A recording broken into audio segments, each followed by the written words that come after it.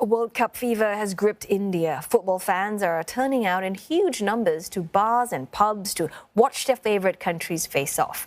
And now India doesn't have a dog in this fight. But as Ishan Garg reports from New Delhi, that does not at all stop the millions of fans in the country from cheering all the other national teams on.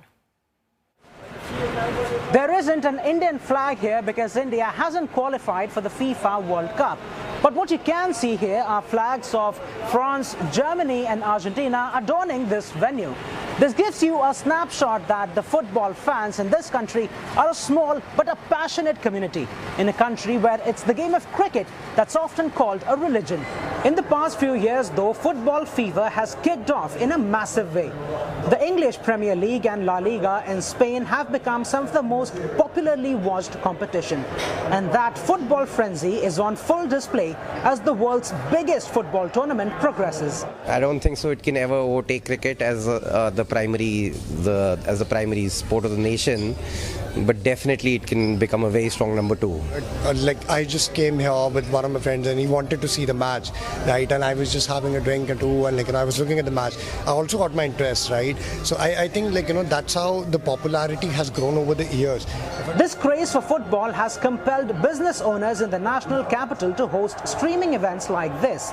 The games on the weekend can pack a full house, hitting just the sweet spot for businesses that have otherwise struggled in the wake of the COVID-19 pandemic.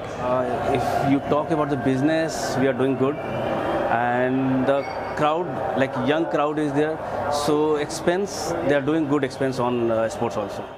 Big businesses too are looking to score big. Piling on football's rising popularity, Indian dairy conglomerate Amul has become a regional sponsor of the Portuguese and Argentinian national teams. It gives Amul the lucrative rights to feature both superstars Cristiano Ronaldo and Lionel Messi on their products' packaging. Indian edtech giant Byju's, in the meantime, has become an official FIFA sponsor. It's also signed Messi as its global brand ambassador. As the stature of football rises in India, many fans are still desperately waiting for the Indian side to make a mark on the global stage.